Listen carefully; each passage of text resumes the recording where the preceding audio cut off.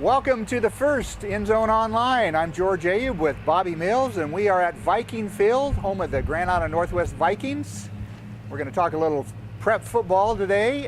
Grand Island Northwest will play on this very field, which they are mowing behind us, getting ready for Friday's game against the Sydney Red Raiders, who will make the long journey from western Nebraska. We will carry that game online starting 5:45 Friday night. So tune in to the broadcast. Bobby, nice to have you with us. Nice to be here, This George. is an exciting time of year for you, I know. This is what you love. Certainly is. This is what you love. A little bit about the Vikings and the Red Raiders. What are your thoughts on this opening game for Northwest? Well, it looks to me like Sydney has a very young team. They're light at the skill positions. The line is pretty beefy. You know, there's like a 2 or 3 300 or 200 pounders. I wish 300. I bet they wish. But they have a couple skilled people back. Paxton Nealer will be their quarterback. Drew Estrada's a good running back. Defensively, offensively, they spread the ball around a lot of times. I guess 26 kids carried the ball at one time or another last year, but they haven't won a game in the last 2 seasons, and they haven't beaten a Nebraska team since 2009, so they should be hungry coming in. You would think so, and a lot of young kids have played in the past, so we'll see how that turns out. Right. Now, Northwest should have some good kids at the skill position, and Connor Eberhardt manning the linebacker position on defense. They look to improve as well. Right. Connor Eberhardt is getting some preseason All-State mention in some Metro newspapers, so they're going to look forward to him being a leader on both sides of the ball. Very beefy line. You have 5 linemen returning on offense for the Vikings, and Kyle Bachman, 733 yards last year, good pass catcher out of the backfield. A couple receivers over 500 yards. Alec Waters has 593. Alec Larson, who's a bit taller and just a tiny bit slower, 462 yards. So Zach Rose, who is the incumbent at quarterback, should have some people to throw to. Right.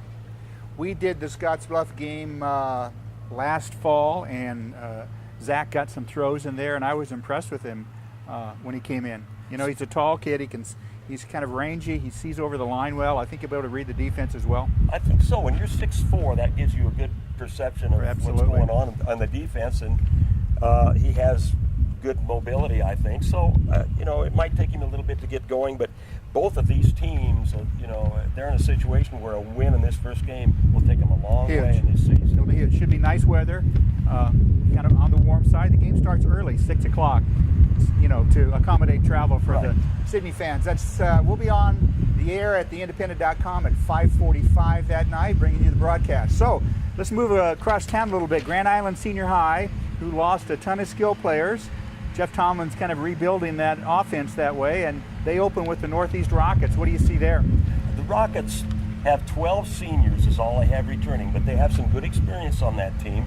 They'll be small, but they'll be quick. As far as the quarterbacking goes, I'm not sure who they have at quarterback, but Jason Paul is a very good running back. He's a good linebacker on defense. He'll be their team leader. They have some great wide receivers, Tanner Burt, Brandon Waltman, Micaiah Slade.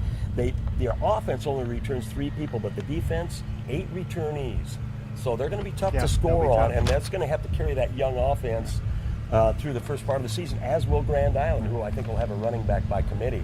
I believe so. And Stephen Cahoy takes over the reins at quarterback from Riker Fife, and of course they lost Sam Foltz and Dylan Urias, Justin English, Will Baumsberger, kids that were really playmakers. That's a lot of firepower for the Islanders to replace. So a rebuilding year for the purple and gold as well, but Jeff Tomlin always gets them going, and I look for them to be a little stronger at the end of the year. They get through the tough part of their schedule. They should be okay. I think they'll make the playoffs. I think they have a great opportunity. Tomlin's such a motivator, and the defense will be good before the year's over for certain, and the line has always developed through the season very well. So I expect big things from the Islanders as the season progresses on, and they'll learn. They'll get their bumps and bruises. Absolutely. We are in 0 week, Bobby, and that means the first week. Right. How did 0 week get started? How did the NSAA come to start 0 week? Well, George, in 2002, when the NSAA started taking over the scheduling, they did a run through and tried to get everything fitted without adding an extra week, and it didn't work.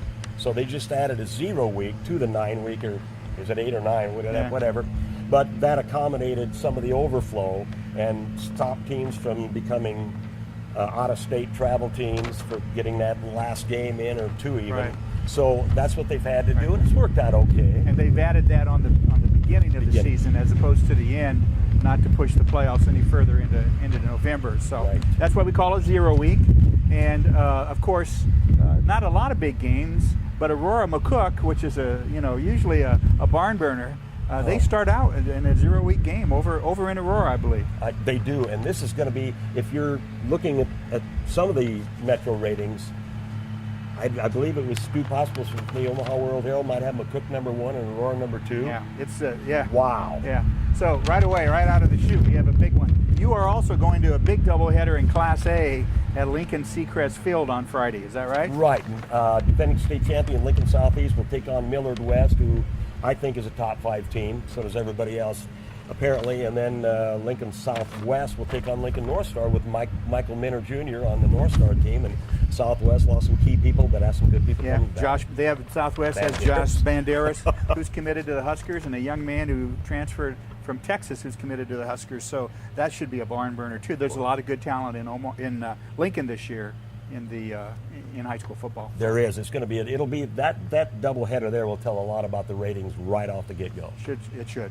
Well, I know this guy is in heaven because high school football is about ready to start. This has been Bobby Mills and George Ayoub for the Independent.com. This is End Zone Online, and we'll be here every week talking high school football. Join us Friday night, 5:45 for the 6 o'clock kickoff. Grand Island Northwest and the Sydney Red Raiders right here at Viking Field. Thanks.